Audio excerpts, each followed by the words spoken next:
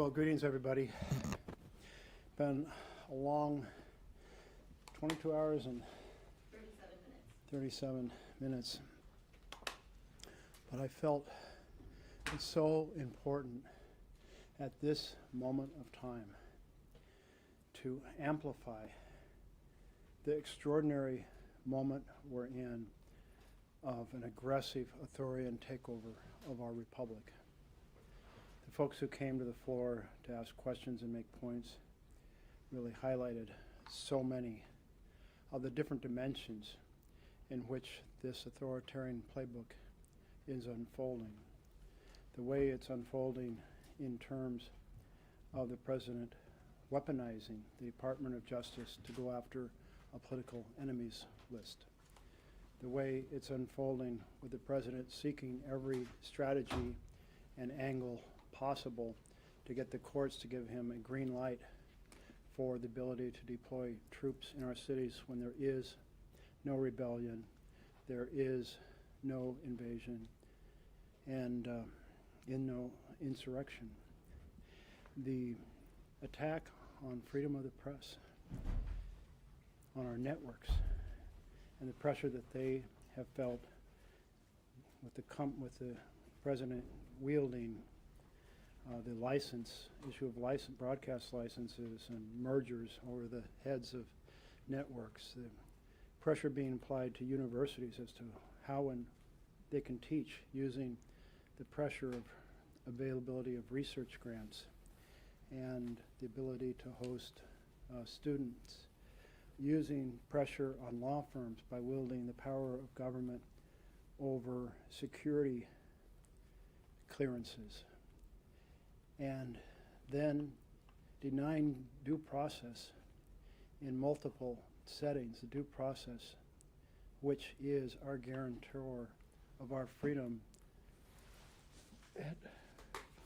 The attack on freedom of speech at the universities with the decision to use the early 1950s McCarthyist law that was never used to kick people out of this country, I was told.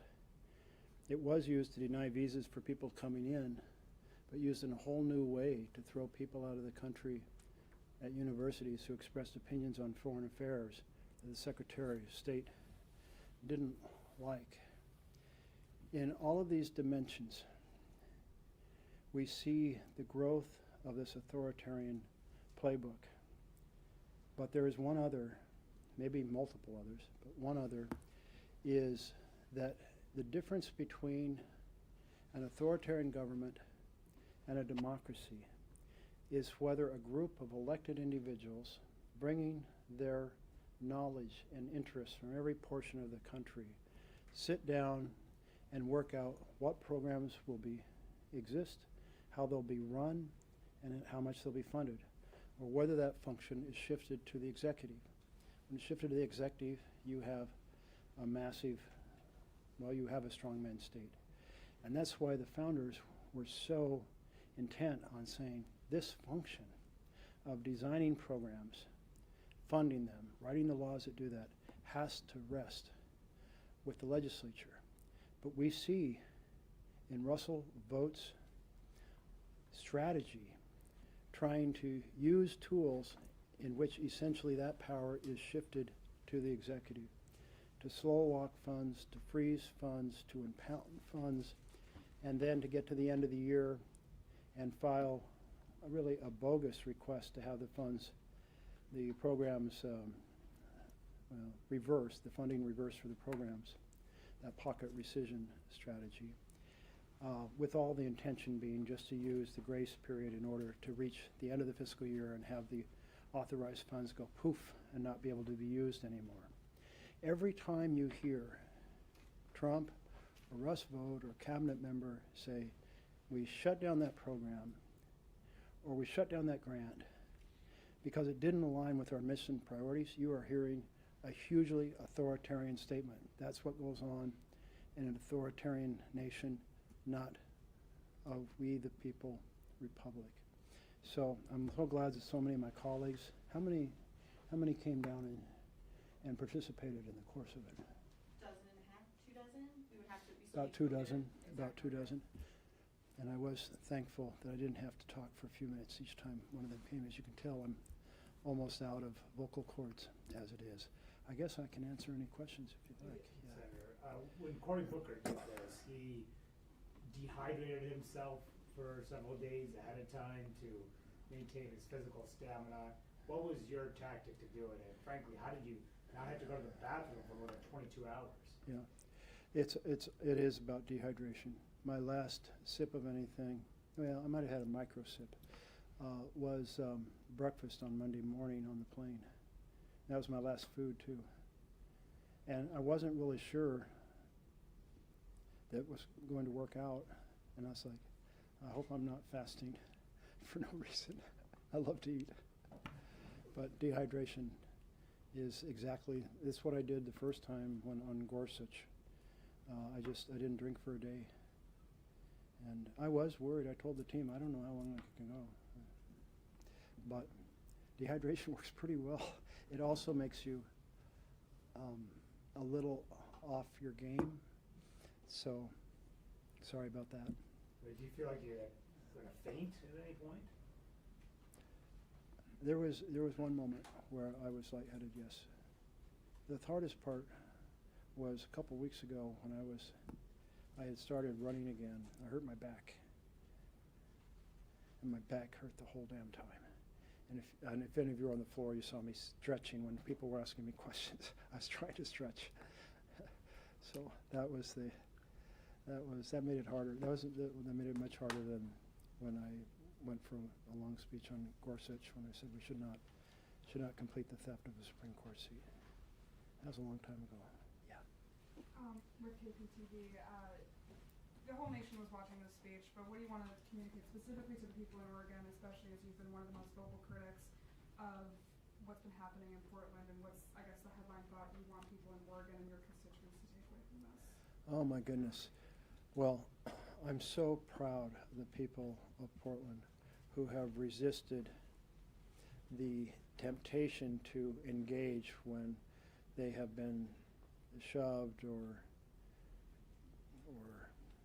pepper sprayed, and they've instead chosen to protest with joy and whimsy. And I'd like to take my colleague John Barrasso with me down to witness what demonstration of joy and whimsy looks like, because I heard as I was leaving the floor his comments that he didn't believe that he thought there actually was something akin to 2020, but that's just not the case. Senator, Yeah. When did you come up with this plan to speak for this long? When did you coalesce on this plan? So at my town halls, and I do 36 of them in each county, people kept saying, why can't you do more? Isn't there something else you can do? And I'd recite all the different tactics, things that we'd done to try to slow down the appointment of cabinet members who really were not, their experience and their character weren't suited to their places. I noted we had tried doing things like sitting in our seats and voting. We had gone down and celebrated the long presentation, the long speech of Cory Booker, that we had put forward amendments. Some of those we got votes on. We got vote. My bill became an amendment that Leader Schumer put up, and on the files, on the Epstein files. There were other really good amendments we put up for things that should be improved, that we were trying to show the difference between a government that is on the path of families lose and billionaires win versus families thriving and the affluent paying their fair share. And people would say, yeah, well, that's fine, but you didn't really stop anything. And so I've just been, I didn't stop anything tonight, but I wanted to, the idea came to my head of we need to find a way to more dramatize how fast the authoritarian takeover is occurring, how extensive it is in terms of all of the categories. I thought Adam did a great job at the end when he was just going, this one, this one, this one, this one, this one. They were all areas I had touched on, but he did it in a very systematic kind of bullet point style. And I mean, it's just really kind of the norms and the laws and the rights that have been breached in such an extensive way in just 9 months. And one thing my team told me that I was happy about was about, I don't know, 3/4 of the way through. They said, every time you say, we're ringing the alarm bells, they said people online would start putting all kinds of bells on. And you know, anything like that that kind of helps spread the word. I mean, the 7 million people who showed up on Saturday, thank you, thank you, thank you for so many citizens understanding we're in trouble. The name of the demonstration just summed it up. No kings. But the president's behaving like a king. And think about the way one of my colleagues on the floor described it this way, and then I repeated it, that in an authoritarian government, the president, so-called president, believes the people are accountable to the president. And in a democratic government, the president believes the president is accountable to the people. And I thought it was a way to sum up kind of how Trump's attitude is, sitting on his throne, not too worried about 20 million people having their health care costs doubled here come January 1st, unwilling to actually even sit down and have a discussion. I think it's so striking to me that back when Obama was president and he was doing commentary on Obama, saying, well, if there's a shutdown, it's the president's responsibility because the president needs to bring the parties together and sit down and work out a deal. And here is the president of the United States that's met over the course of this year, like, what, once with Democratic leadership? Once, I'm aware. Maybe there were a few others. And that's extraordinary. I don't think there's been anything like that in the time I've served in the Senate, because presidents understand that they are part of a dialogue that takes place where the principal actors in writing bills are the House and Senate, and the president wants to influence the path, better damn well be meeting with them, building a relationship, having their chiefs of staff and their key policy people build a relationship so they can work through when we're running into a dead end. But to have the president taking a vacation, be obsessed with ripping the back off the White House to build his, what is it, $300 million? I think I heard $300 million, a ballroom. I mean, it's like, and he's just, the Leader Schumer and Speaker Jeffries, not Speaker, but Minority Leader Jeffries, I mean, they asked to meet with him before I left. And they said no. And that, I mean, this makes no sense. And one of the things that we have to recognize is you have these three main features in which an authoritarian government, you have a largely rubber stamp Congress. And that's what we have. When the Republicans here say, well, we can't do that because Trump wouldn't like it, that's a rubber stamp Congress. When the Supreme Court proceeds to add more power to the executive, as they did in Trump versus the United States, saying the president's above the law. You know, I was thinking about how President Trump in his first term kept thinking and floating occasionally the idea of pardoning himself. Well, the Supreme Court did it for him. He can't be convicted of a crime because the president's now above the law. Doesn't have to worry about throwing the pardon power, and the whole executive branch is above the law. Yeah. One more question. Can I ask, you mentioned at the very end of your speech you thanked the Capitol Police officers, you thanked the staff who had to stay long, extra hours overnight. Many of those people are not being paid right now. They're not going to receive their next paycheck with the government being shut down. Can you talk about how you came to the conclusion to do this speech now, knowing that those people, those support staff that have to be here aren't going to get a paycheck? Yeah. Yeah. Well, I think it's just outrageous that we're in this shutdown without any discussions happening, because real pain is occurring for so many. And the having this speech tonight or not having it tonight isn't going to speed up the paychecks. What has to happen is holding the dialogue and actually getting an agreement on a either the bills, the spending bills, or on the continuing resolution. But I can tell you, I went around, one reason I was so long coming up here is I went around and thanked everybody who'd been on the floor, including the pages, including the floor staff, including the parliamentarians, including everybody, because I do realize it was such an imposition. It is a massive imposition. It was an imposition for my Republican colleagues, who I went up to the chair and thanked them as well. So I hope that by being forcefully engaged, we will speed up when they do get paid. We'll resolve this crisis, but it is a recognizable imposition to folks.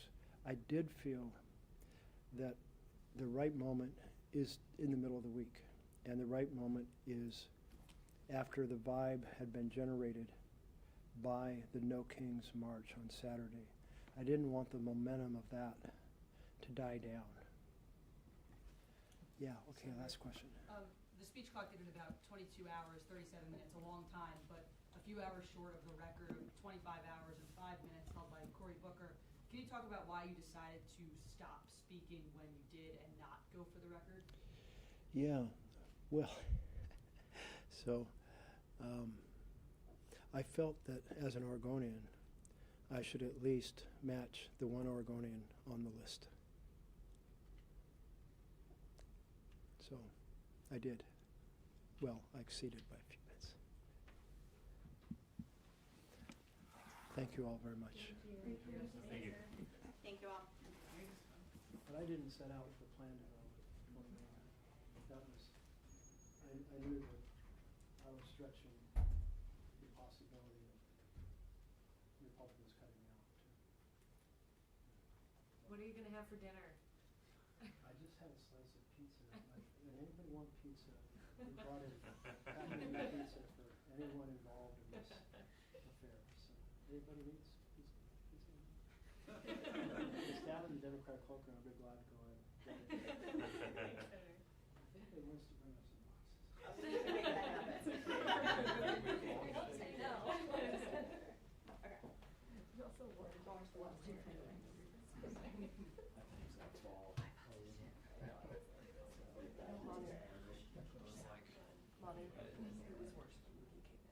Right?